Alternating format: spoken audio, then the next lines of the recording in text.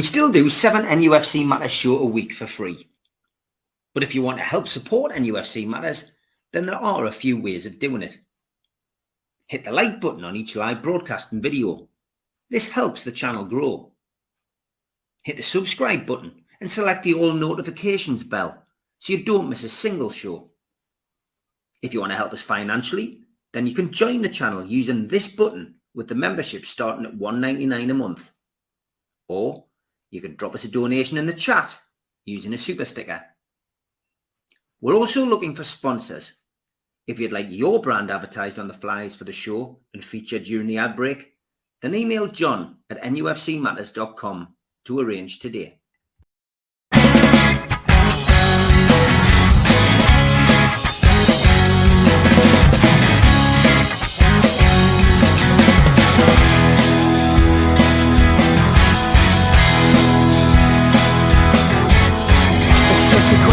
Taste with you well, you've gone sour. You want the world plus everything, but you won't work an hour. And now your questions are guilt creeping, and you're going buying flowers. You throw away the dreams we had, boy. I won't allow it. I said we're gonna fall out. Let's see you get out.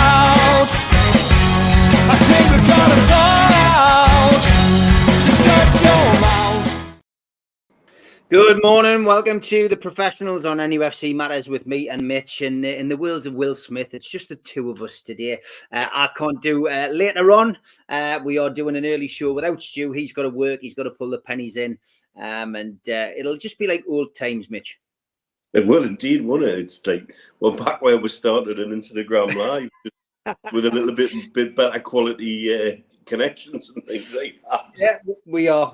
And I've got over my technical problems I did yesterday morning. If you haven't had time to watch the live impromptu live Q&A that I did, it's in the playlist. Have a watch of that. I always enjoy just doing the one-on-ones. I sometimes worry in case I've got nothing to talk about, but you guys never let us down in the chat. Ben Jacobs' mother is okay. That is the most important thing. We are rearranging with Ben. Ben's going to be on every week over the summer. Probably not get a set date with him because of his other commitments, but yeah, transfer talk with Ben Jacobs. It'll be coming through the summer. Lots of people saying, are you going to be doing the same stuff? Well, yeah, we always do the fans forum. We always do Geordie's here, Geordie's there. We always do the professionals and the amigos. And then we do Supermat and Gibbo. They always have a few weeks off, and people just take time off. Apart from me, I'll go all the way through. But yeah, more or less the same schedule of events, plus a few different shows being chucked in every now and then. Talk with the Tune will still go as well. Sid and Rob committed to the summer. And Liam Kennedy will be making a return to the channel at some point as well. Not sure whether he's going to jump on during the summer or whether he's going to come in August. We haven't really sat down and ironed it all out yet, but Liam will be coming back in the new season for definite once a week, and he's looking forward to joining us all again. Got to say, should I start addressing you as Captain Mitch now as well, Mitch? We did stick a little video on the shorts yesterday. You'll have noticed we do use the shorts every now and then when we're up to something or when we're doing something. And Mitch, I've got to say, the Dubai mags, they do it in style. What a boat trip that looked like. Tell us about it. Well, we've really grown. I mean, first of all, I'm going to say something to you. What the hell are you worrying about never having something to talk about? I've given up about that a long time ago. There's times when we used to do the Amigos, I'd be thinking, we're going to make 2 hours here. And then we'll be at the end of 2 hours, but not even talking about anything I thought we would talk about. So I would never worry about that. There's always something to talk about on NUFC Matters. Very true. Yesterday was quality. And I guess I can tie it in with a little bit of an announcement as well. Julie, Blandy, James, John, Carly, Neil, and myself on the board at the Dubai Mags, because we've had to form a board because we're going through the process of becoming an official supporters club with the club. Wow! And so they want us to be a roadmap. I think they're using us and the Danish Mags as a little bit of a roadmap because we're seen as the more well-organised groups around the world. So we can do a roadmap so other people can then follow and add as an official supporters club. We've grown in the last couple of years. We've grown exponentially. Gone are the days when it was a couple of groups here and a couple of groups there, and you couldn't get everybody to be in the same place. What shifting to Brooklyn Bar 3 seasons ago was a mega shift for us to give a central place where we could get everybody together. The thing is now we've outgrown Brooklyn Bar, and so from next season we're going to be in a new venue. I don't know if I can announce the venue as yet, but when Julie and I do a show with you, that's why we've held off on it, because we knew the move was likely. And we'll tie that in with going to a new venue, who've really gone the extra mile to put some deals together for. Really, gone the extra mile to say, right, we want you here. Come put a menu together for you. And they have. Can we do a deal for you while the match is on? So something like 199 dirham for a 3.5 hour package, which starts an hour before kick-off and through to the end of the game and a little bit beyond. Those kind of deals are exceptional out here when it's £15 a pint, So when people can help in that kind of respect. So to close the season, we got together on a boat. We had a bigger boat than last season.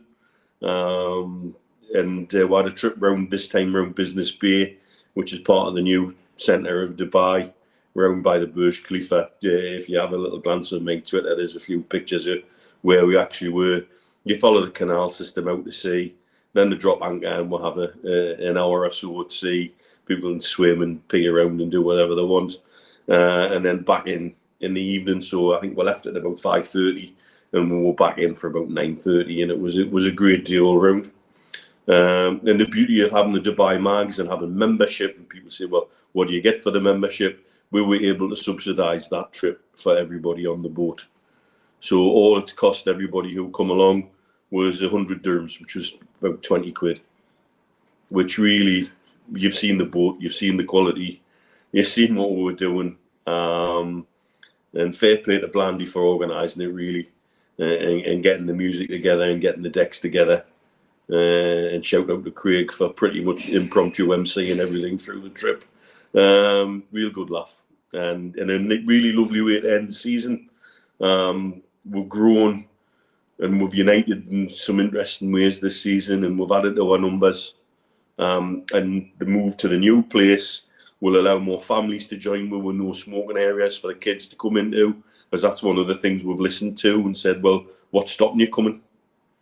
So we're going to be able to expand. We're going into a bar where there's a pool football and Pac-Man and all sorts upstairs as well. So it's going to be a totally different vibe. Really looking forward to next season now from a Dubai perspective.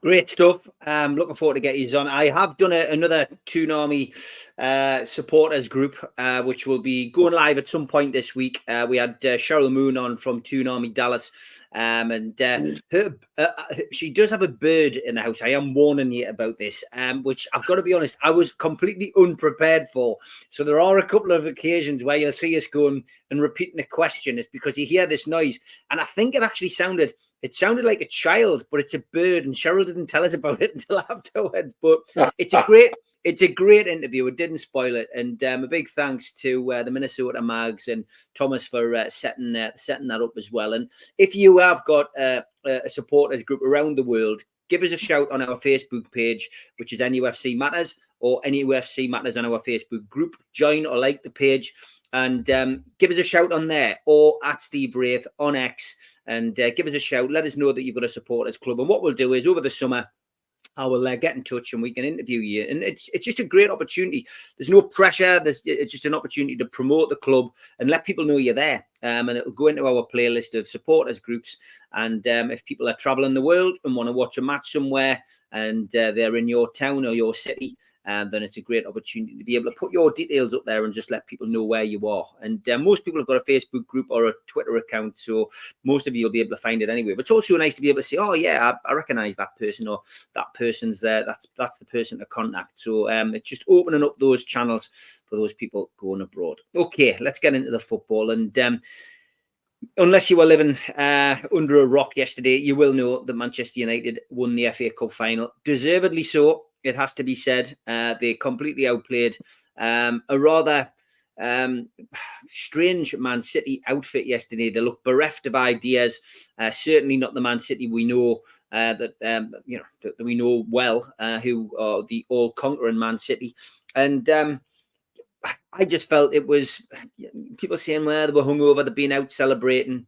Seemed to be a bit deeper than that, and looking at Pep over the last few weeks and listening to his interviews, certainly feels as if the fact, since Richard Masters came out and said that they've got a date set for the potential hearing, things seem to have changed a little bit. It seems to have knocked the stuffing out of them. It's probably the best way to describe it.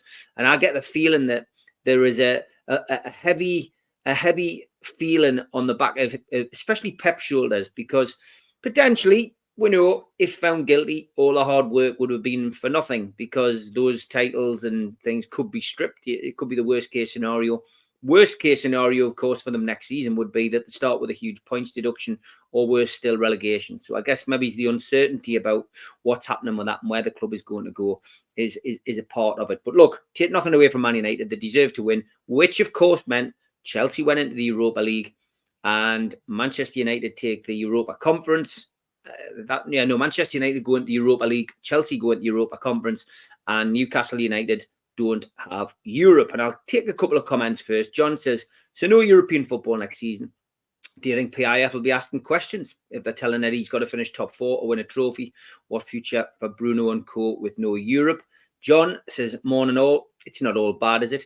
Our top 4 prospects next season are enhanced, and by the time Europe comes knocking again, 3 transfer windows will have come and gone. So next time we'll be far better equipped to deal with it. However, man, it's still onwards and upwards.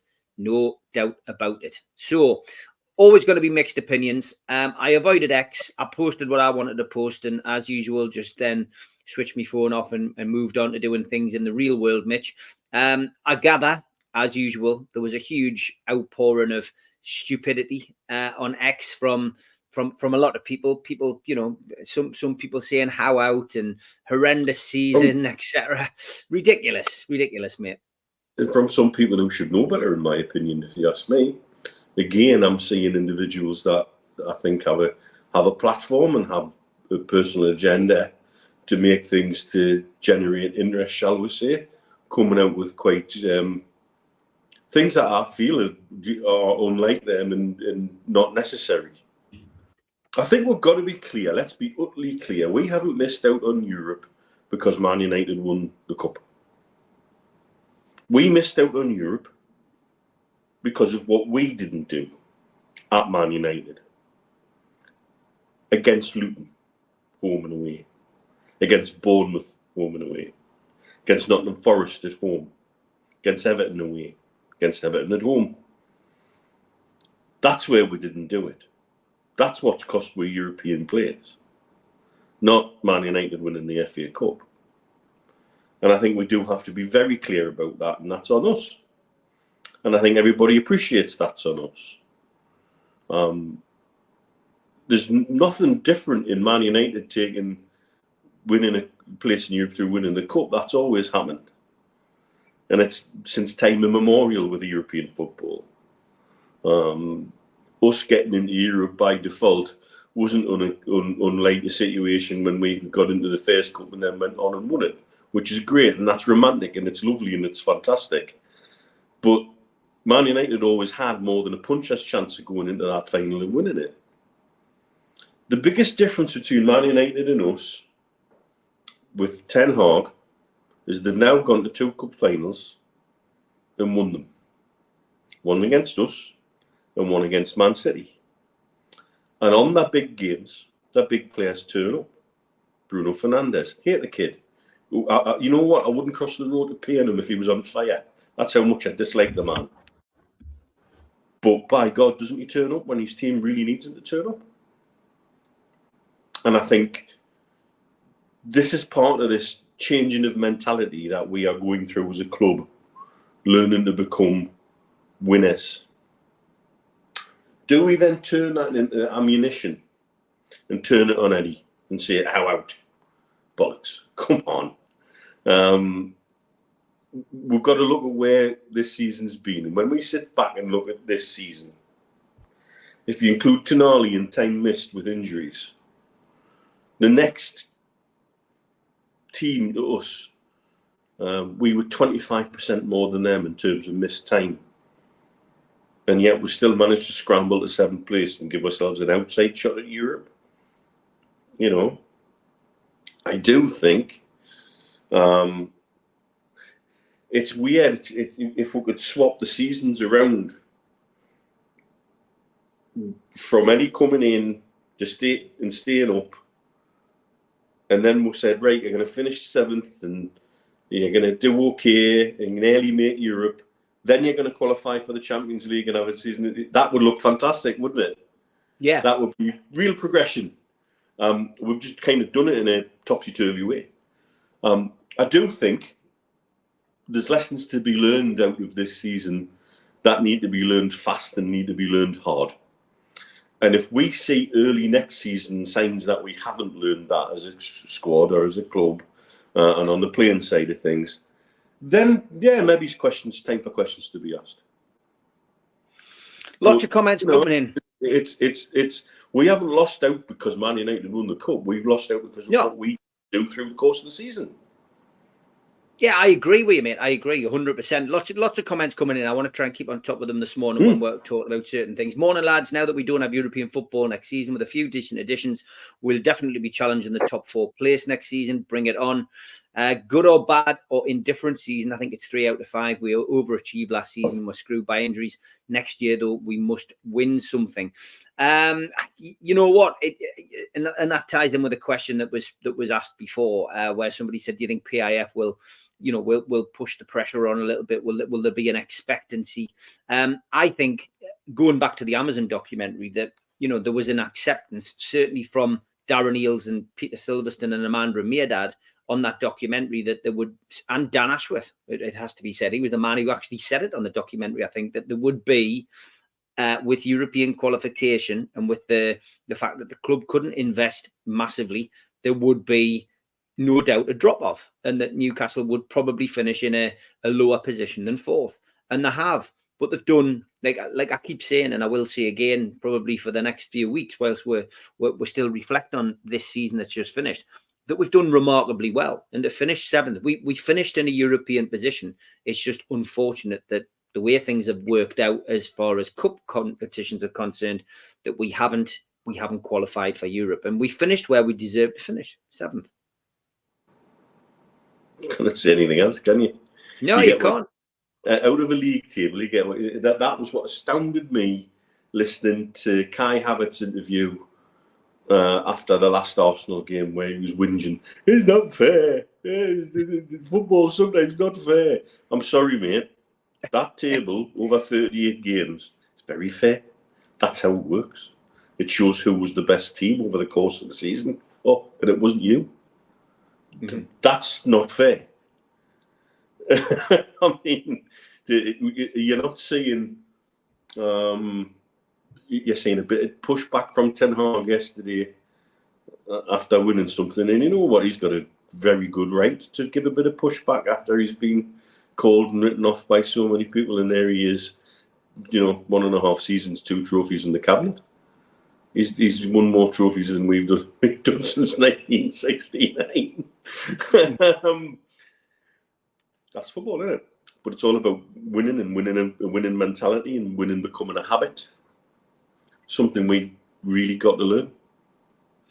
And I think that's one of the things we've got to take away from this season. We've got to learn how to change our mindset as a team, as a club, as a fan base, and do it together and do it quickly.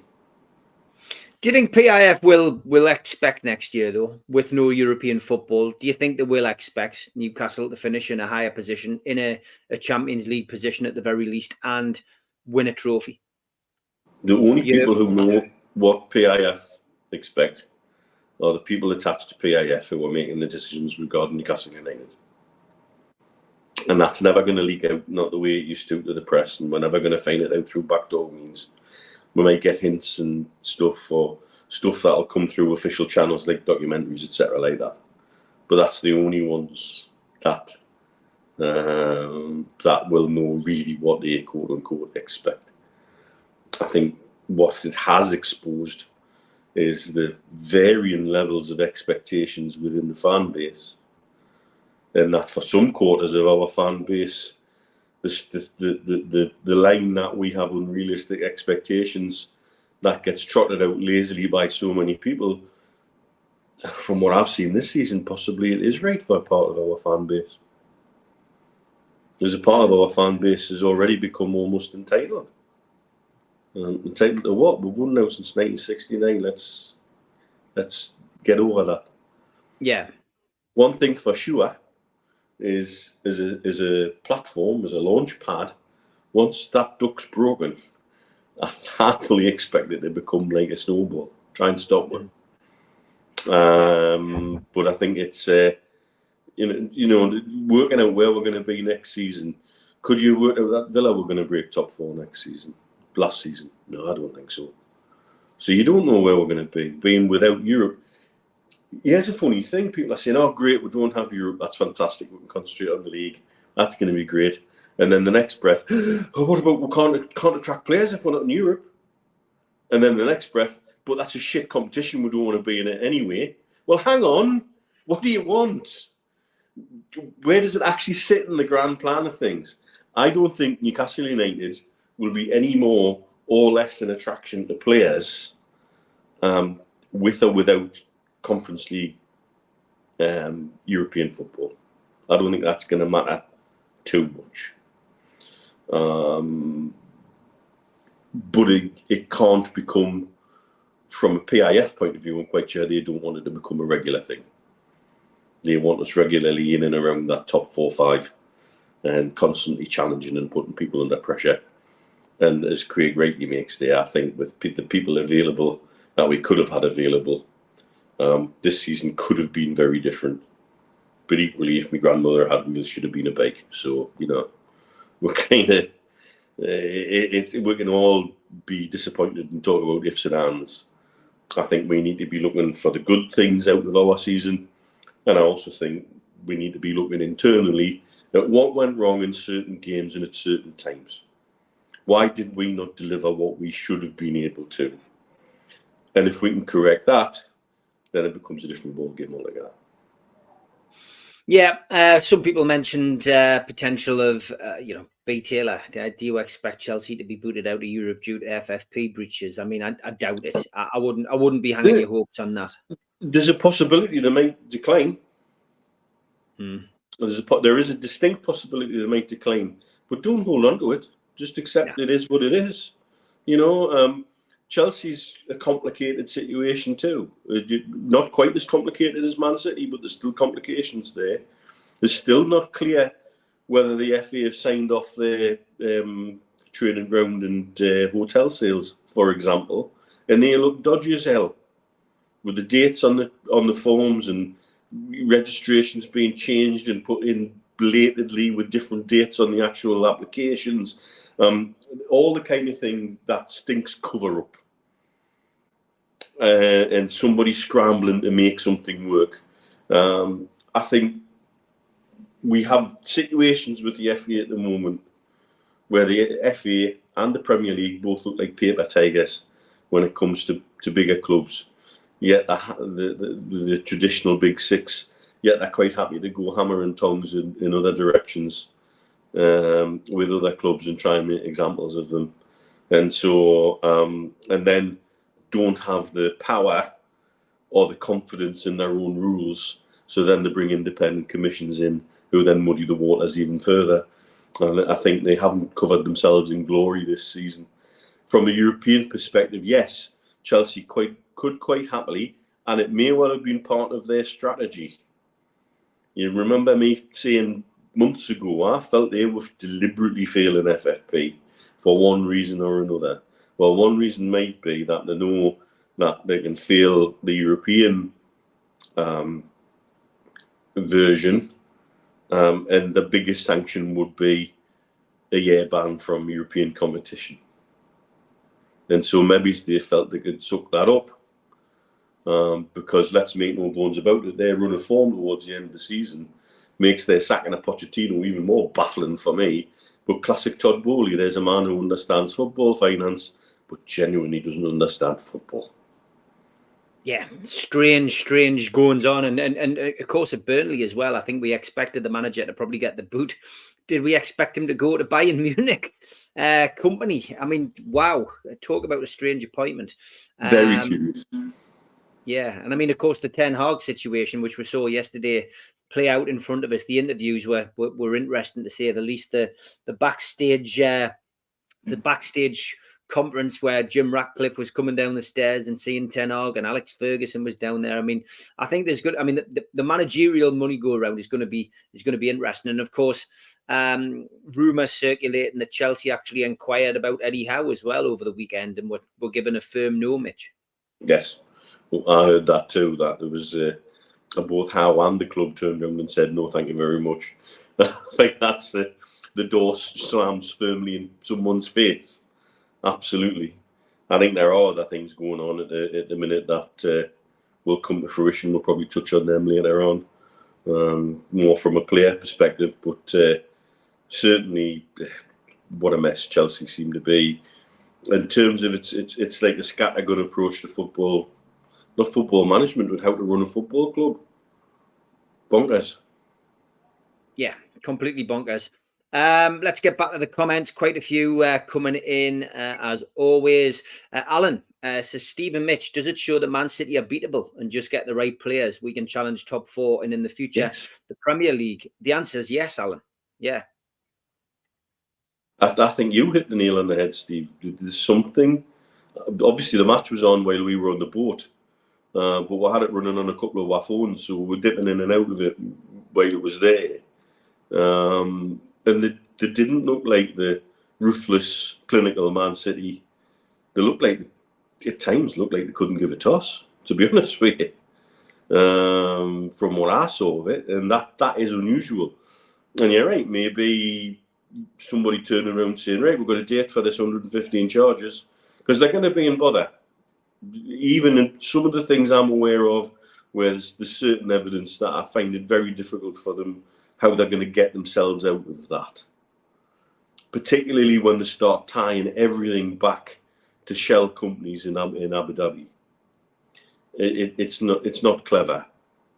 It's not. It's sort of Ashworth's forgetting to delete emails levels of incompetence. And so I can understand why that might have some people thinking, well, is that it now? Where we're going to go with this? Because the only thing I can compare it to is Rangers, and we know what happened to them. The question then becomes: does the Premier League and then the Football League, because they'd have to be accepting of a team relegated from the Premier League, are they happy to go that far? Do they have the balls? And to be honest with you, I don't think they do. It's more important that someone to sell those who aren't good enough rather than worry about incomings. We could sell or let go up to 10 first-team players and still have 21 left. I'm going to come to that now because there are quite a few points being made by people in the chat with regards to potential outgoings and incomings. Craig Lee says, my priority would be 2 centre-backs and a keeper before the Euros. Get them in ASAP. And managerial incomings and outgoings, we'll come to that in a moment. Wyman as well, but we'll talk players first. Wyman, of course, says that at least Dummett and Ritchie will be moved on. And now I saw a lot of people putting that out yesterday. And yeah, I mean, look, the player situation is interesting because now that we don't have European football, we don't have to have X amount of players in the squad. Yes. There are certain things which can change at the football club. Dummett and Ritchie have both been wonderful servants at the club, but neither got a game even in Australia when when we had 2 games out there in the space of a couple of days. So one would imagine that it'll be thank you and good night to both of them and quite a few others, Mitch, now that we don't have European football to concentrate on. The one benefit of not having European football to think about is it takes away the absolute requirement to have certain quotas in the squad. And by the time that next European quota list needs to be put together. I believe Murphy, Alex Murphy, that is, Harrison, and maybe one other will qualify as that homegrown quota by then. And so it doesn't just allow a careful pruning of the squad. It may allow a rather more ruthless cutting of dead wood. And if that's the case, from an FFP perspective, if the people you're bringing in can come in on similar or lesser wages, because remember, we've got players on historical big pay packets who aren't really worth what they're on from the tail end of that Ashley era, that suddenly we start to be able to look better from an income to wages situation. And so I think that's the one benefit we've got. I just feel disappointed that there's a lot of people almost looking with glee to get rid of players, some of whom, and it is part of the problem. Some of those players were there when we won the championship, and they've done a lot. We wouldn't be where we are now without the service they've delivered to the club. And I think we should be perhaps approaching this a little kinder than just dancing and saying, "Oh, great, we've got rid of them." You say, "Thank you very much. We wouldn't be where we are now for the effort that you gave." However, it's clear that they're not really up to even being a bit part player in a top flight Premier League squad. And so we say thank you and goodbye. And do it gracefully. Don't do it with glee. We've got things to thank certain people for where we are. And it wouldn't be that. Would we have been there if they hadn't scrambled back into the Premier League after another relegation? We were playing against Paris Saint-Germain with a centre-back pairing that got out of the championship. Amazing, really. I think it certain situations this season have exposed things, and exposed where weaknesses in our squad are, and weaknesses within individuals within our squad are. And so it's right that we can sit back, and I think we do have to be a bit more ruthless. But you can be ruthless and honest without being gleeful that somebody's on their way. That's just my personal feeling. Yeah. Maybe I'm a soft sod, but I think Eddie Howe's words after the game in Australia, quite right about deciding the fate of contracts if we're going to Europe or not, was quite clearly aimed at those who may be in a squad list because effectively they fill a homegrown quota spot. And without that, then we struggle because we're not allowed to replace that. So you're going to a European campaign with a squad of 17 instead of 22. It's that's a reality. And so if Europe isn't knocking on the door for another season, then it's time maybe to allow that to prune. Because like I say, we've got people coming through, not necessarily in the academy, but ones we've added, young players we've added more recently, who after a time period qualify as that homegrown. And therefore that makes totally different reading of how that squad may look, because they're there and they're waiting in the wings to come through. Dummett deserves our respect. He's fulfilled every boy's dream, played for his boyhood club. Steve says we need to move forward, say thank you and upgrade the players that need to be shipped out. John says, well said, Mitch. I've supported Dummett and Richie staying all the way. They need to leave, but with respect. Look at how Liverpool treated those who were let go before the last game of the season. And lots of similar comments coming in. And I've been the same. People have took the mick out of me in face to face and on this channel about my respect for the likes of Richie in particular, Chris Wood, another one who I've stuck up for religiously on here. But look, now that we've got no European football, now that certain players are out of contract, now's the time to move on. But yeah, thank them for what they did. Those players did pull on the black and white shirt and didn't let me down. Richie scored some key goals. Dummett came in against Man United this season and, played a part in a 3-0 win at Man United. How many times have we seen that?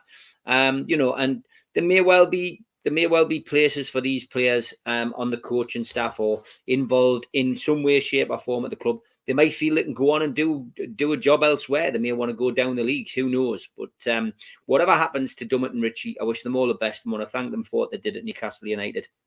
If they stay, then happy days. They're obviously going to be able to offer something and give something next season in some way, shape or form, whether it's on or off the pitch. Who knows? But we will wait and see. Just touching on a few more comments. I don't see Isak or Bruno leaving this year, says Craig. Bruno and Pep have a mutual appreciation. Yeah, we've all seen that. But Pep could be leaving in the next year or so. Isak, I can't see him leaving. Our style suits him perfectly. And he's a young player, Isak, as well. You've got to remember that, Chris Cooper. Good morning. He says, I hope you're both doing well, lads. If you finish 7th, you don't deserve European football, which is it's a fair point. Blue Rhythm Boy says, do you think Shearer and Lineker were too harsh on Ten Hag at the end of the match? I can answer that because Mitch probably didn't see it. I was watching Match of the Day.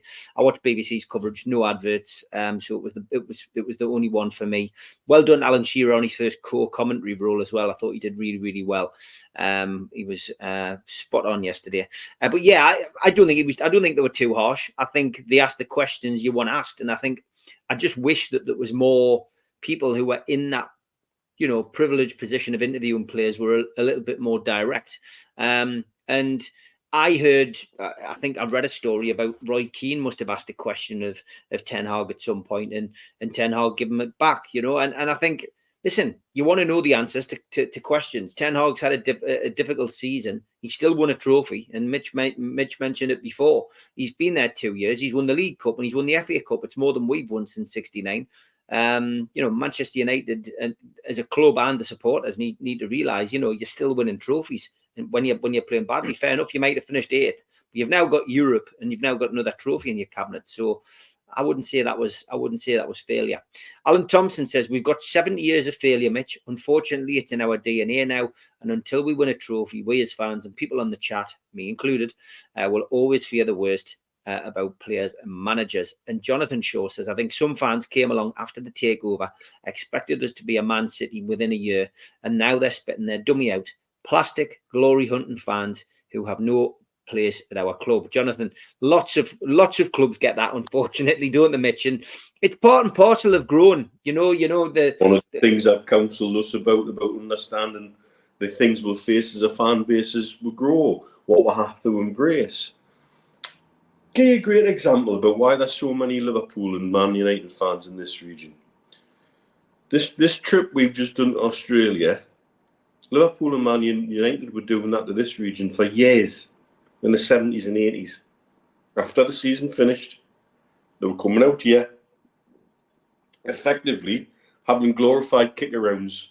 So various royals who played football to a certain level in these regions could play against their heroes. There's a fantastic image in a museum in Ras Al Khaimah, one of the Emirates in the north of the country where we used to live for a little bit, of one of the sheikhs of Ras Al Khaimah playing football against Kenny Dalglish. and that era Liverpool team, and he's actually playing against them because they used to do that kind of trip every year. Somewhere in the Middle East they'd be, and that's why they've got fan bases who consider themselves lifelong Liverpool, Man United type fans. Some of them couldn't find Anfield on a map, but they're still big Liverpool fans, and that's what come out with doing tours like that. So I can see why we agreed to do that, not just from the financial point of view, and anybody calling it a PR disaster needs to give their head a real wobble. Yeah.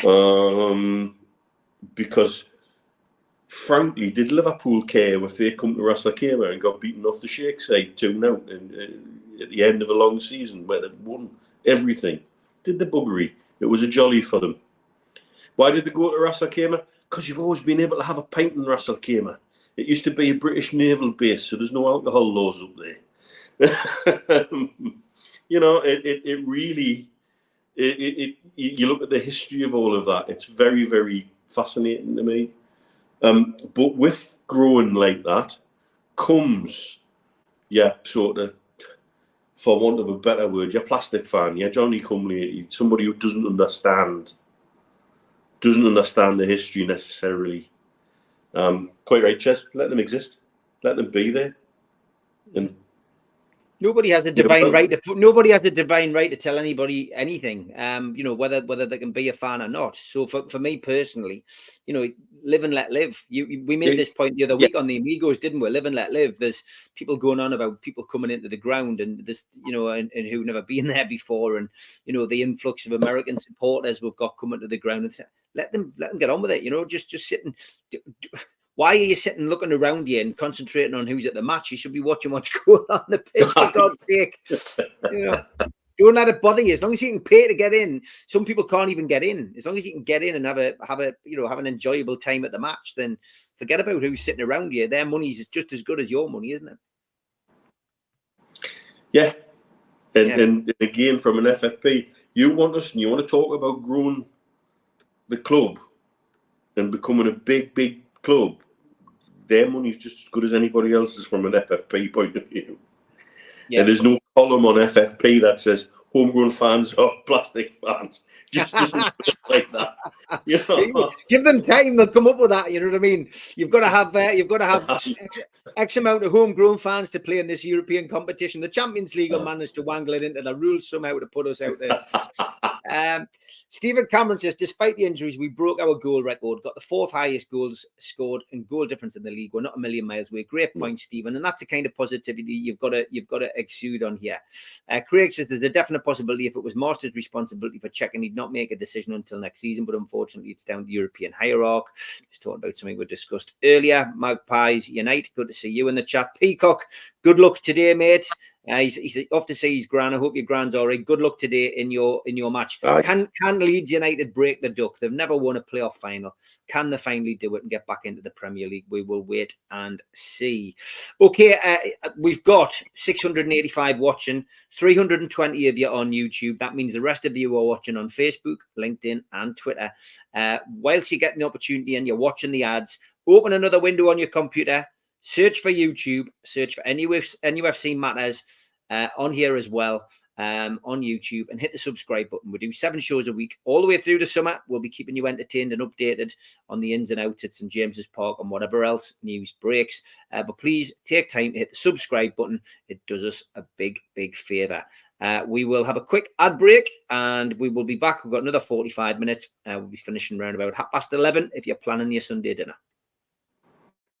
A big thanks to all our sponsors, Skips and Bins, telephone 0800 25 45 25 3, email inquiries at skipsandbins.com, website skipsandbins.com, easy contract free and pay-as-you-go waste collection. Thanks to Mr. Vicky's Sauces, handmade in Cumbria. Their website, mrvickies.co.uk, telephone 01768 210 102, or email info@mrvickies.co.uk. Thanks to United Group Travel. There are no strangers on our tours, just friends you haven't met yet. Their website, unitedgrouptravel.com, email beverly.ugtl@gmail.com, telephone 01670 632 460, or mobile 0791 666 4174. Thanks to Media Arts for the technical side of things. And you can also find us as a podcast on iTunes, Spotify, or other podcast providers. You can subscribe to the channel by hitting the subscribe button underneath this video. Hit the all notifications bell so you don't miss a show. Hit the thumb up to like the channel and click share to your social media. If you want to join the channel, then click join for as little as $1.99 a month. If you want to become a member for a one-off £25 payment, email john@nufcmatters.com or go to membership at the website nufcmatters.com. If you've got a smartphone, hold your camera over the QR code and it'll take you straight there. We also help the food bank on this channel. Go to nufcfansfoodbank.co.uk to the matchday bucket and you can leave a virtual donation today. And don't forget the end of season due, 20th of July. Tickets are a tenner with all money going to the Dementia Matters charity. You can get your tickets from nufcmatters.com or newcastlelegends.com. And Gibbo and Supermac will be doing a live talk-in. Neil's dad, George, will be doing an Ask George section. And Trev and Gaz from the Long Sands will be doing an acoustic music session. It's going to be a good day, 5 o'clock till late. Get yourselves along there and support a worthwhile Northeast charity. And whilst we're on about events, Rob Lee will be at the O2 City Hall, Newcastle. Tickets are available from £15 from Ticketmaster.co.uk, and I think if you go onto Voucher, you'll be able to get some tickets on there too. Okay, plenty of comments coming in, lots to discuss in the next 45 minutes. Why I man put this up earlier, interesting summer, strange things can happen. Say if England don't get to the semi-finals and they go for Howe and he wants to go, would you go for Pochettino to replace him? It's all very hypothetical, that we don't often get drawn into stuff like that. What I will say on that, Mitch, is that Gareth Southgate said in a press conference this week that, you know, if he wins the Euros this year, he would have a decision to make. That means that he's probably going to stay on past the Euros if England don't win the Euros. I think the one thing I'd say is, given the interesting managerial merry-go-round that's happened all of a sudden, we've got lots of choice. Yeah. I think there's lots of choice. And I don't think we can go wrong. Pochettino would be an interesting appointment, but for all he had Chelsea playing well and he started getting results, there was things in there that I just didn't like, that suggested to me he didn't have any control or as much control over that dressing room as you might think. For example, when they had the three players arguing on the pitch in front of everyone over who was going to take a penalty. That was outrageous. Yeah. And that's lack of understanding, lack of respect for each other on the pitch, lack of respect for your fellow players, lack of respect for whoever the designated penalty taker is, and then lack of respect for the manager. And if he can't control that in the dressing room, that's a problem. In the last 30 games, Chelsea were fourth on the form table, Craig. You are right as well. Lots of different... With the league table, over 38 games, and this is why I come back to being amused by Kai Havertz having a little bit whinge, it doesn't lie.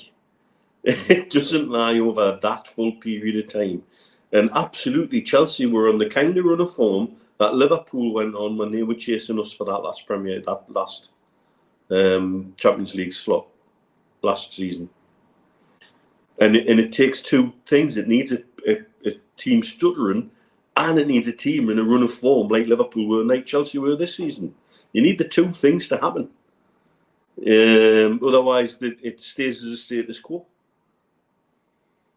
Yeah, Magpies United, I think how in his interview with Gary, he said it would be hard to turn down, but I can't see it anytime soon. He did, you're right there.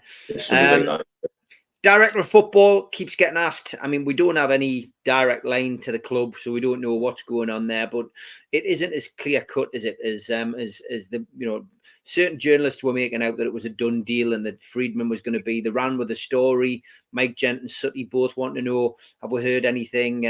You know, that there just seems to be taking that time, and rightly so, because you know they don't want to get into the situation that they've got into with Dan Ashworth, where they have somebody come in and then depart a couple of years later. Well, look, like me and Stu said, I've touched base with Stu this morning before we come on, just to see if there was anything he had dying urge to get off his chest. what have you, and pretty much as usual, when we cross-check things with people that we know in places where we get certain bits of information from, we've heard nothing more in terms of who's been in, who's been out, who's been spoken to, where they've been spoken to, and exactly what function. I'm still of the belief there's a thinking to separate Ashworth's role into two different positions. Now, what you want to call them, I don't know. And one with a more global eye and one with a more local eye. We can tell you, and we can't tell you how we know, categorically that Paolo Maldini was in Newcastle twice, when everybody was saying he hadn't even been. We wouldn't come on here and say it unless we were absolutely certain, because it's pointless having a little bit of bullshit and chit-chat and doing stuff just to get a bit of attention. We're too old and too grizzled for that kind of shite. If we're saying we've heard something and we're allowed to say it, we'll say it. I've heard no more names, and I've heard no more suggestions exactly as to where we are at, other than they want to get the right people in position. And it'll take as long as it takes. Exactly. Well, there you go. That's your answer. And listen, I know the lads are keep in touch with Craig Hope as well, and Craig's a great journalist. He's my go-to on social media for accurate stories and non-clickbait stories. I've got to be perfectly honest as well. Liam and the lads at Newcastle will do very well as well. They're probably the only journalists I go to. I tend to avoid the rest like the plague. So they don't often get stuff wrong, and they don't go for a sensationalist outlook. I do find that they're probably the best. Barry, just want to thank Barry. He's going to be on the fans forum tomorrow, but he's still putting the list together. We're hitting 90 players now that we've been linked with already in this transfer window, which isn't actually open yet, but 90 players we've been linked with. He says, guys, I love the press statement. We've lost out Aston Villa over transfer target Ross Barkley.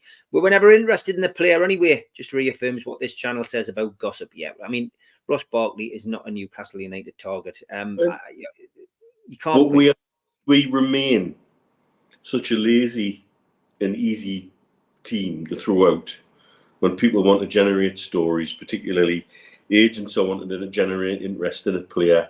Now maybe he's already talking to another club, and then let's get a story out that Newcastle are interested. And this goes back time immemorial, pretty much since we signed Keegan as a second division team. Yeah, and really did shake football. You know, Kevin Keegan's come back to England, but he's gone to second division. And bang, since then, because of the way the club's gone, because of, you know, we had and then Keegan coming back as a manager, and then all the stuff, and now we're being owned by Piff. We've got this thing where we're such an easy name to chuck out. Oh, but Newcastle might be interested. And I think Craig's right. You've got to look at the profile of the players we sign and see, does Ross Barkley fit in that profile? Answer, no, right, forget it. Because I think there is a very definite set of parameters that they want to get out of a player to retain book value going forward if the signing doesn't work out. Yeah, exactly. Okay, lots of comments, as I say, coming in. 400 extra people watching on Twitter, Facebook, and LinkedIn. If you're liking what you see, please hit the YouTube channel up, nufc matters. Hit the subscribe button. It does do us a big favour. Over 760 watching on a Sunday morning, Mitch. We never take it for granted, do we?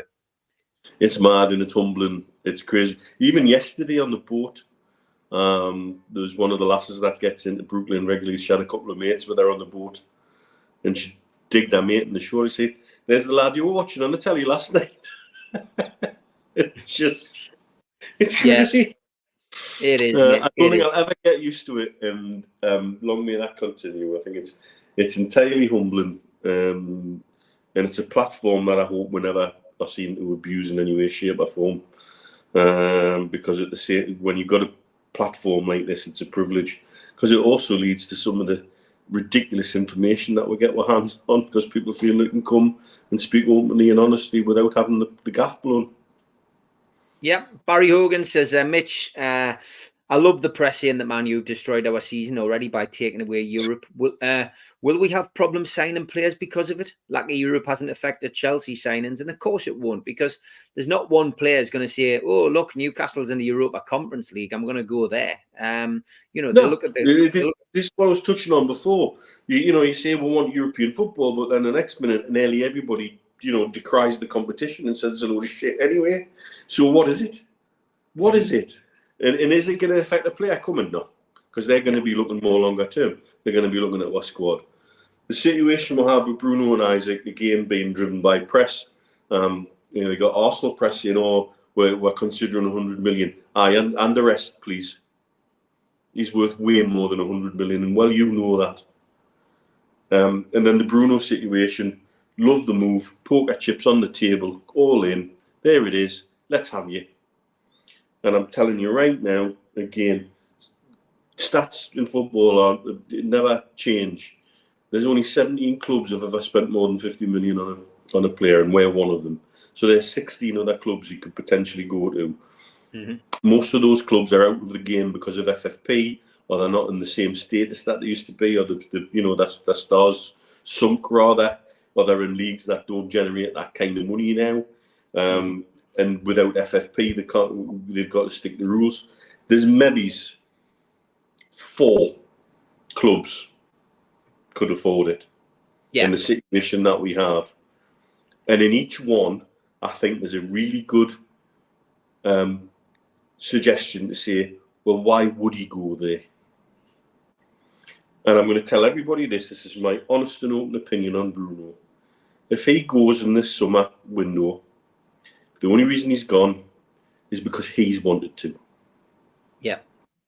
And him and his agent have then enabled that to happen.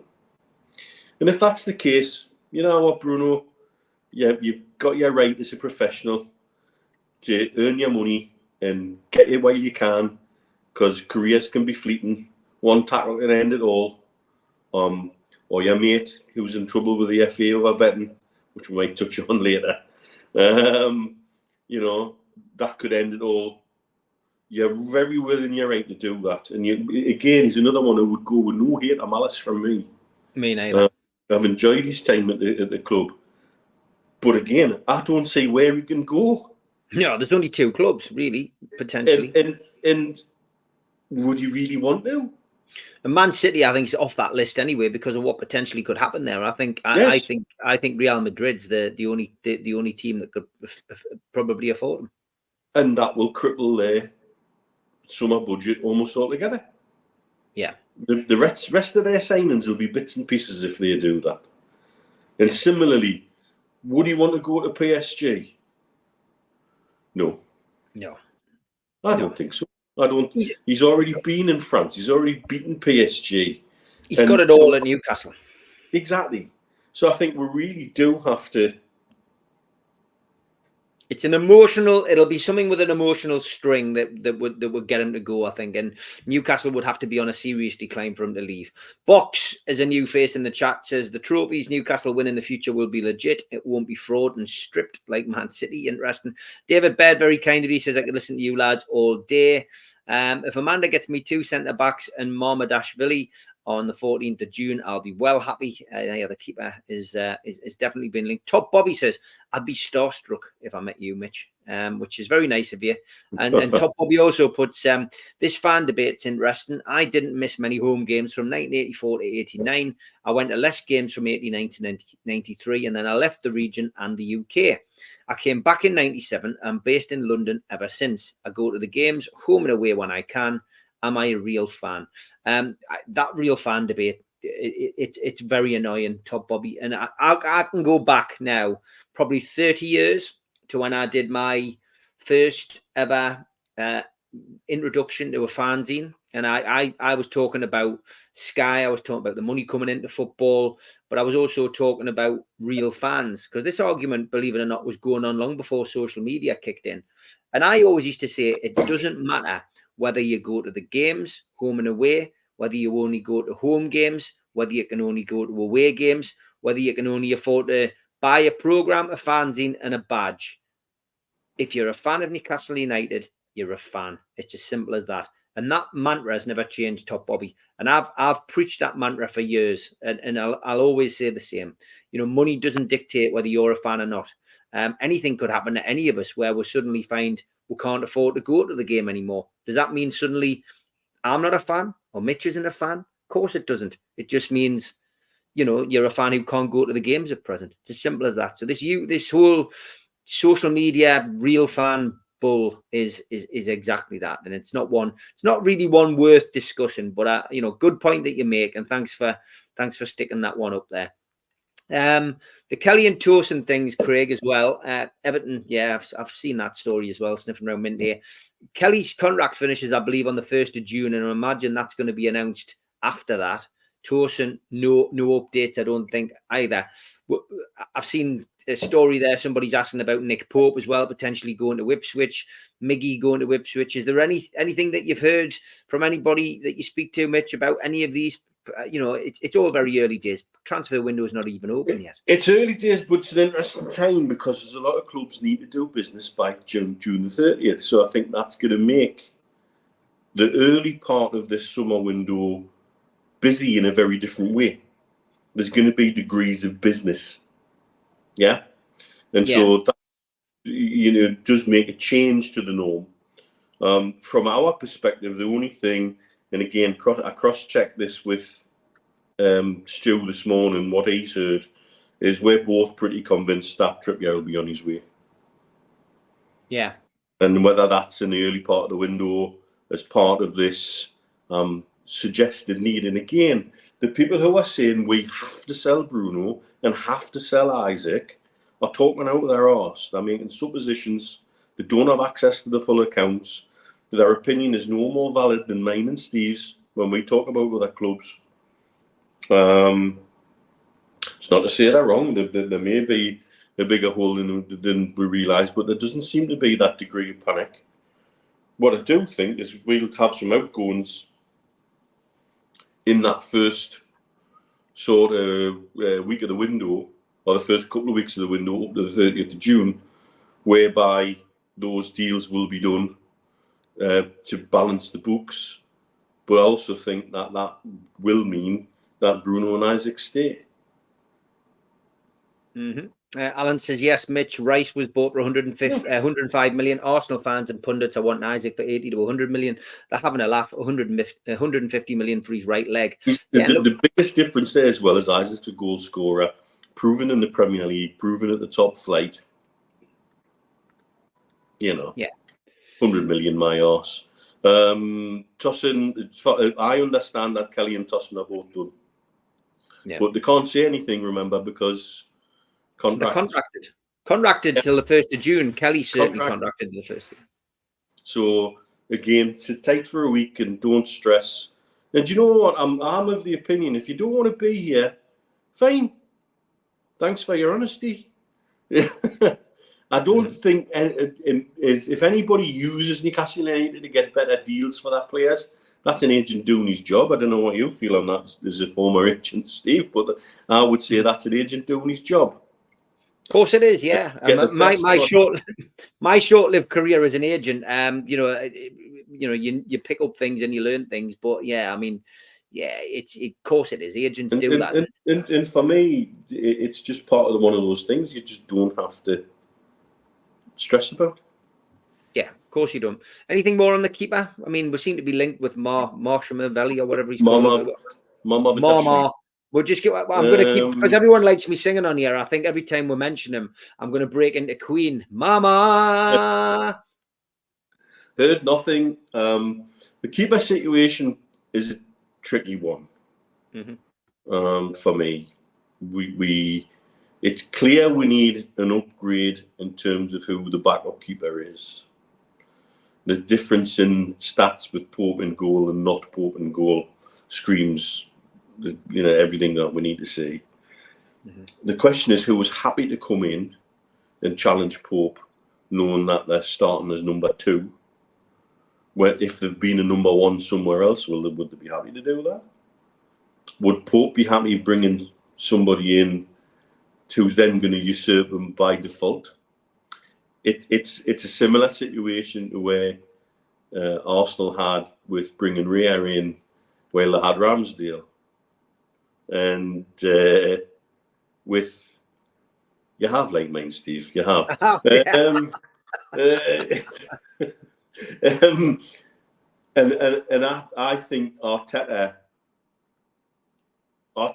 was quite ruthless about that, and maybe that's what how it's got to be. Arteta blatantly made from the off that Ria was his man, and he was coming in on loan, in inverted commas, with a thing to buy at the end of the season.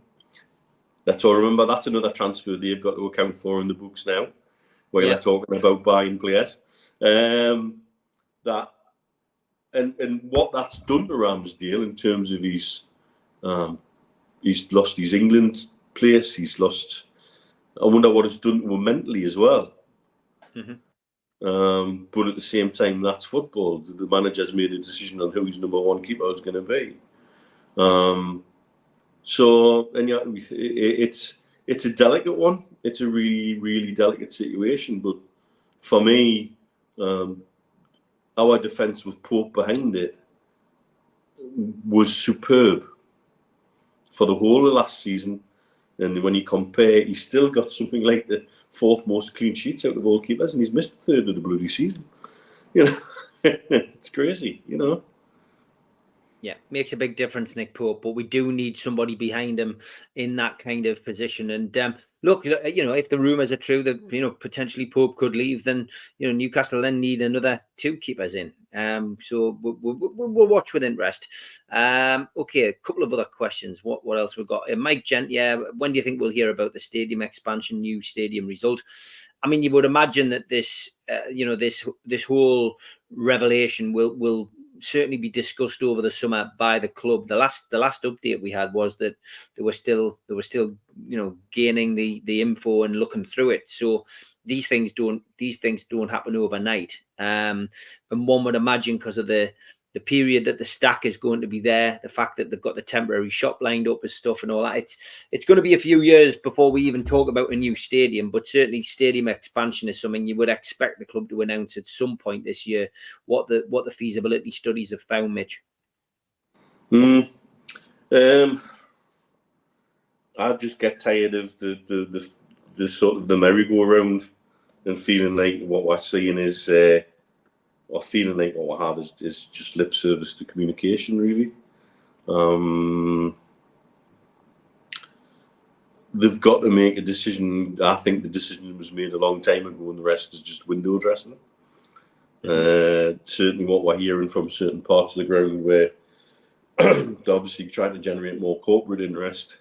Certainly some fans are going to be disappointed in terms of being asked to move. And also, what do they do? Safe standing's been a bit of a damp squib for me, because they went with the 1-to-1. Yeah. And but that's another argument again. So I think one thing's for sure: once they press the button on it, PAF have access to many different architecture and building companies, and I think they'll be bringing in good people to do the work in short order. Yeah, and it wouldn't put it past them to do a little bit of work inside all the concourses and things like that as well. Yeah. Terry, I agree with you. We need another striker in one way or another. We can't rely on Wilson. Morning, Mozza. I hope Alan is okay. I hope he got back all right, and I hope he's on the mend. Which will happen first, the new training facility or ground? Training facility. Training facility is easier to build. I mean, they've made more alterations, I think, to the current one. So, they are busy doing stuff up there again, I noticed. But obviously, your dad's got a bird's eye view of it. I think he updated this a while back that they were doing stuff, but the club have already said that they're improving things, year by year. But like we said this back in the day of the takeover. Everything won't happen overnight. We're trying to keep everyone's feet on the ground. Don't expect overnight success either, which is true. Mike Gent asks you a question, Mitch. He says, "Is it true that the Premier League haven't signed off the hotel deals that Chelsea have done to switch?" It's not clear. It's not clear, Mike, and this is this is what I was alluding to earlier. You've got two sets of deals. You've got the training ground sale to another blue coat company, and you've got the hotel sales to a different blue coat company. They're all related party transactions, all fall under that. The training ground deal is probably the more complicated one because there's more variance in opinion about what it is worth. The hotel deals are easier to value because hotels and real estate in London are probably more well regulated, and there's probably more standard ideas of what there is to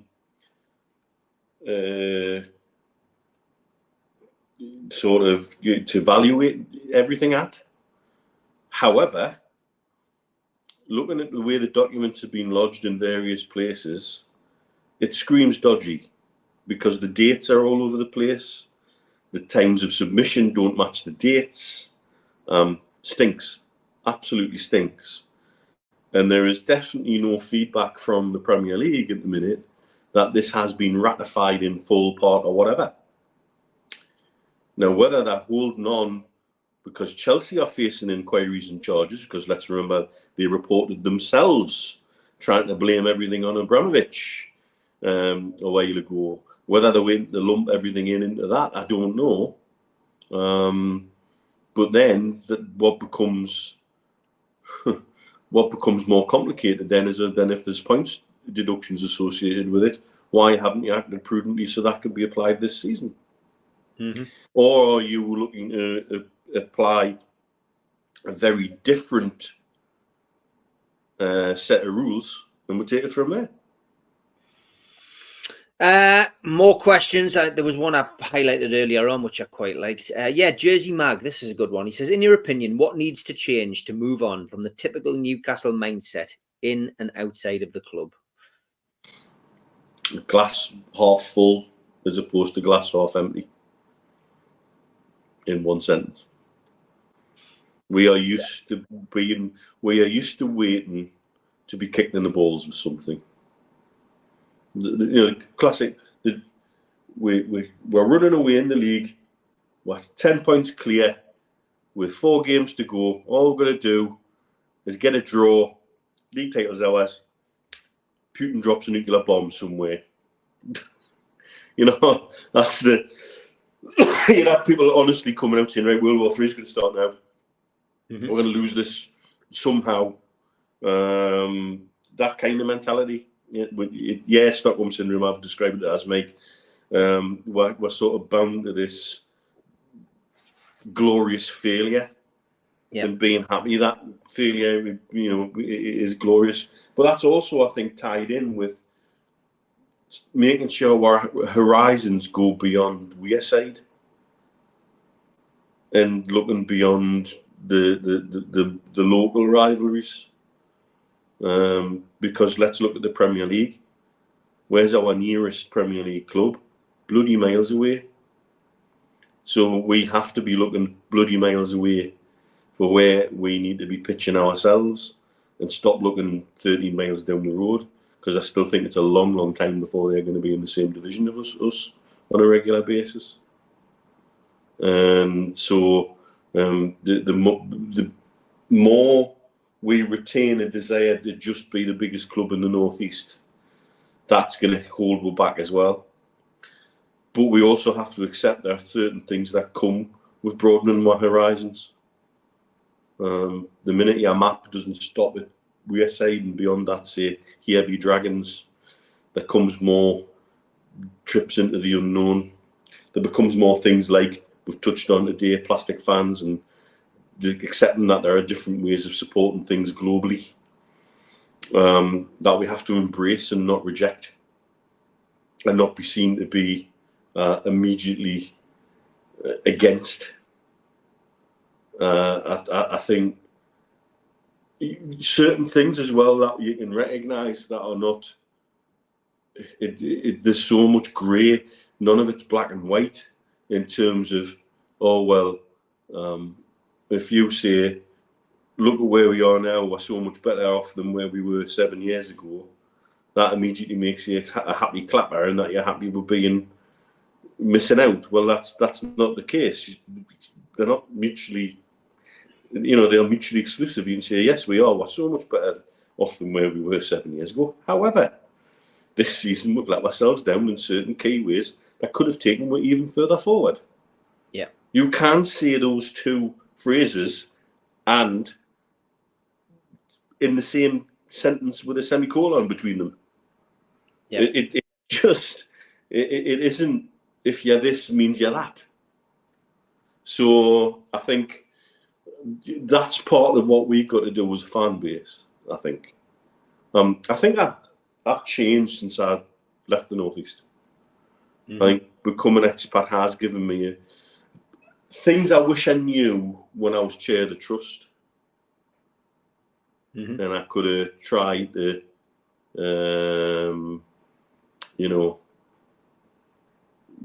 we could have tried to embrace a few more things globally, perhaps. Yep. And, we'll get there. And it's very interesting to see Man United fans coming on, making little comments. Yeah, as has been in the chat before. You know what? As all right. Enjoy. And it's it is. There is a change coming. There is a change coming. It might not be as quickly as you think, but it won't be long. That's for certain.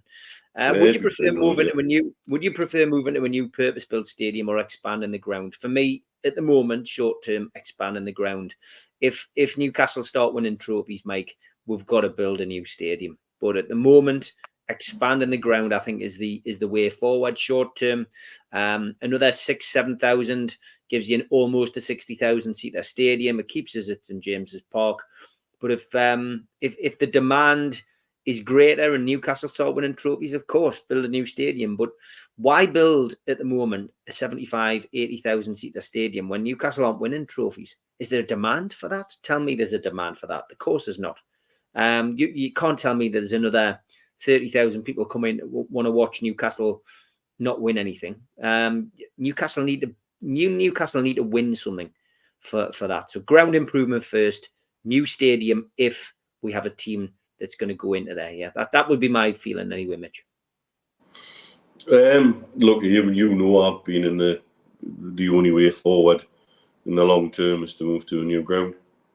My mind was made up on that years ago through different things we did. But more so once I sat down with Jay and the Canadian funded bid that were interested in coming on board. Somebody who's black and white through and through, though you wouldn't know to hear his accent. His parents are black and white through and through, and he's been brought up that way. And from him coming at it from a company who designs stadia, amongst other things, the only way to go forward and grow in the right way really seems to be to accept that we need a new ground. Now, how we work that new ground, there's loads of different ways of doing it. I personally still go back to John Hall's original idea of building up in the Leazes Park and then rejigging where St James's Park was. And you're still effectively in the same area and effectively in your spiritual home, still within the city limits, still within walking distance of 100 and odd pubs or whatever it is. And so you still get all of those benefits, but with a new build. But long term, who knows? Short term, it's just got to be expand where we are. I think that seems to have been the decision that has been made.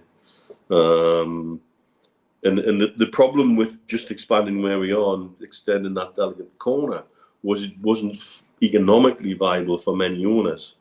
PIF come in with a different mindset because what's economically viable for them isn't necessarily economically viable for someone else. Alan Thompson, Mr. Positivity. So when we win the Premier League next year, it'll have to be built quickly, Steve. Well done, Alan. I might pull you on that tomorrow night. Okay, we've got about 10 minutes left. If you're watching on another platform, i.e. Twitter, LinkedIn or Facebook, please take the time to come over to YouTube, search NUFC Matters and hit the subscribe button. We've got 920 of you watching this morning, 400 on YouTube, 520 elsewhere. Please join the NUFC Matters bandwagon. We've been on up and running for about 3 years now, continuing to do 7 shows a week. And honest chat on here, 7 different shows, 7 different days. Please join us if you can. Okay, a couple of other questions and points. Tom, you've asked a few questions. Some of them I've missed out this morning, but a quick answer on this one. For Mitch, do you think we will get rid of VAR next season?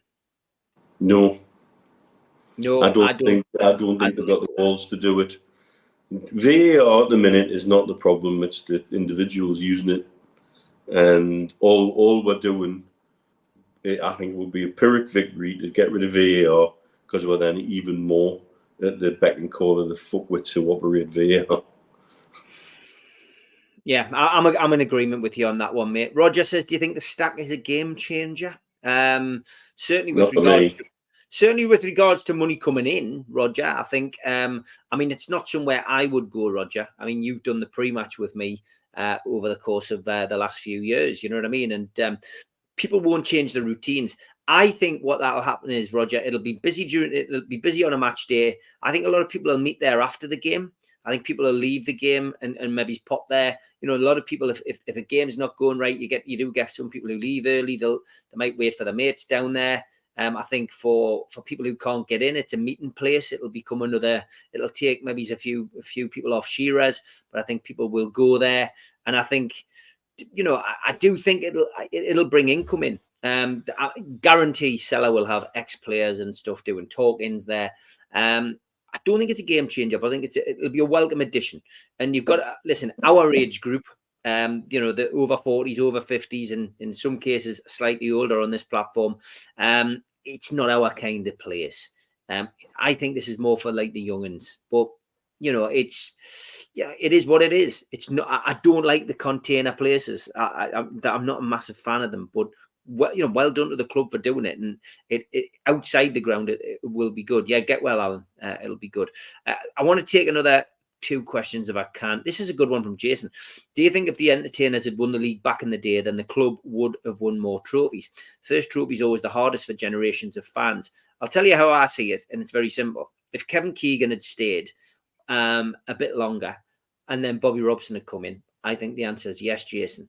But, you know, it just wasn't meant to be. But I think Dalglish coming in after Keegan was such a culture shock, not only for the supporters, but for some of the players as well. And we run out of money. And what changed the playing field was Abramovich coming in, and Hall and Shepherd just couldn't compete with the money of a Russian oligarch. So it's as simple as that, really. But I still think we would have won a trophy had Bobby Robson followed Keegan and Mitch. Yeah, I think that was the decision that sort of stifled with. But even then, we still had opportunities. Dalglish and Hullett took with the cup finals. Yeah, you forget that, don't you? And so, but I do think the right move would have been Robson in after Keegan, and I think would have seen a very different turn of events.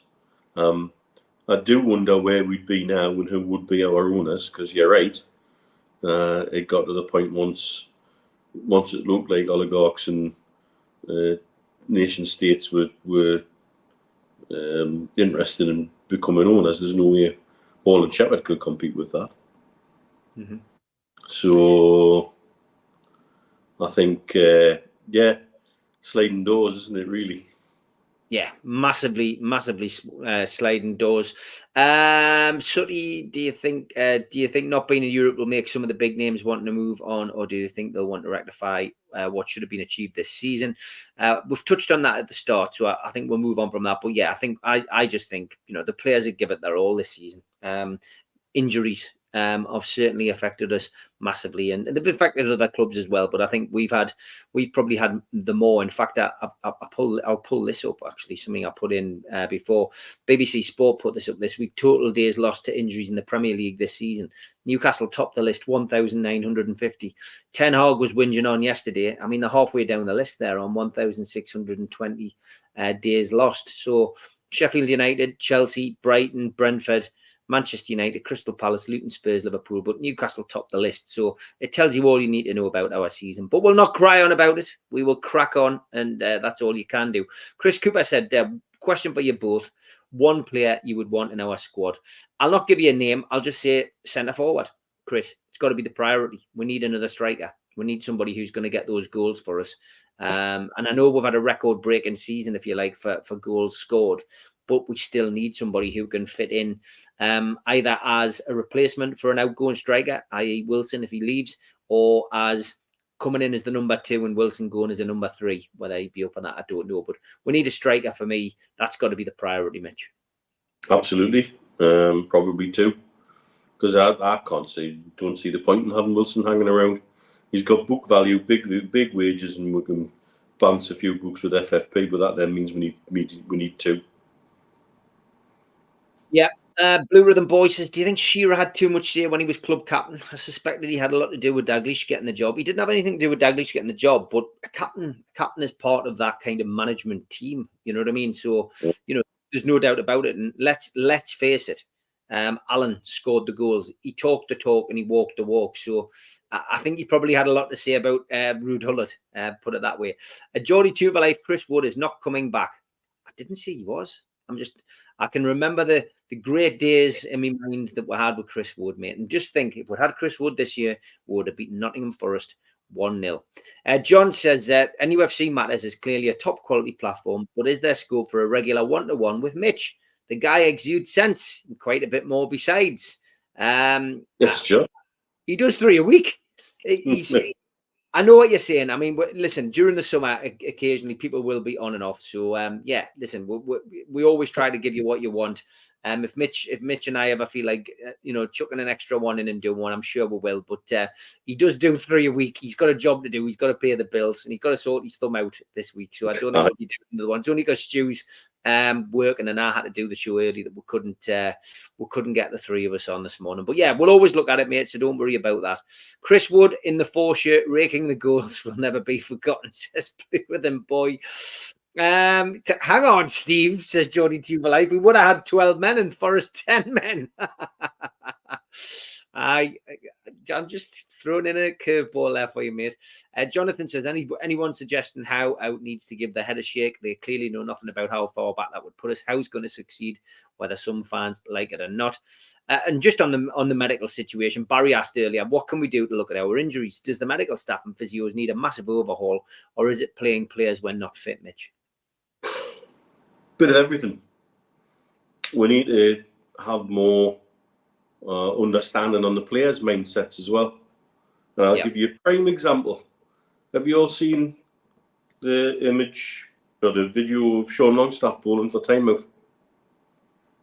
We're told he struggled through the season and he's played with a foot injury and he's been battling on with painkillers and he's not been right. Gets to the end of the season, he's left out the Australia trip and there he is fast bowling for Tynemouth. Now, who signed that off? What kind of decision is that? If it's the player who needs his arse kicked, because it's not a good optic more than anything else. But if it's the medical staff saying, yeah, you can fast bowl, what? Do an action that causes stress fractures in people like Jofra Archer and Mark Wood and, and okay, maybe he's not bowling at that kind of pace, but from the pictures, he's bowling at some kind of pace. And I'd like to know how that's been signed off, for example. So there's still things there that irritate me. Because even if he is 100% right, we've been told for the last God knows how many weeks he was playing and he was battling on with pain and he wasn't always training. And he had a foot problem and an ankle problem. Well, what's the quickest way to aggravate a foot and an ankle problem? I would suggest fast bowling. Mm-hmm. Yeah, I mean, it's a strange situation. Those of you who haven't seen it, I'll stick it in because ESPN ran a copy. There you go. I've stuck the clip in there. I mean, it's a good wicket, but you are right. What is he doing playing cricket? Neil says he should stick to playing cricket. I knew that we'll get 1 or 2 people saying that kind of stuff. Man says, I'm going to be honest, top 4 will be a tough task next season. Spurs will be far stronger, along with Chelsea, Man U, so it's not going to be easy. Top 6 will be difficult. Chelsea got to sort the managerial situation out. Man U might have to sort the managerial situation out. So it's very difficult to predict what's going to happen next season until we know who's going to be in those managerial posts. And that'll take time to ingratiate the squad. Look how long it took Pochettino to sort Chelsea out. Eddie making subs every game on 60-65 is annoying. He has to be proactive. I often wonder whether there's a contract in the contract that a manager signs at Newcastle. It stipulates that you have to make substitutions on that time, because Steve Bruce used to do the same. Steve, it's not just Eddie Howe. I've often said that, and it might be worth monitoring. Barry, set up another spreadsheet for next season. Do managerial substitutions at 60-65, and let's see who else does it. And Craig Lee will finish with his post this morning, Mitch. He just says, despite missing Europe, we're in a strong position at the minute. Injuries will clear up for the start of next season, and we've got Tonali available, Minte and Alfie Harrison to look at, and that's before the window even opens. And I think that's where we'll leave it. It's a positive message at the end, and he's completely right. We have got a lot to, we have got a lot to be excited about and look forward to next season. Look, let's get to the end of June. That seems to be a key way marker for us, which will stop, hopefully, everybody getting jittery about Bruno, or we'll certainly have an answer. And we've then got money in the pot to get excited about building for again. So, there is remains lots to be positive about. I would like to think I'm not going to be branded a happy clapper to say that it's much more wonderful to have come to the end of the season looking up the table thinking where we could have been, instead of looking down at the table frightened of where we could have been. And this is part of our evolution. It's nice not to be involved in relegation battles, but we're equally right to have bigger desires, bigger wishes, and bigger hopes for the future. And that's where we're going.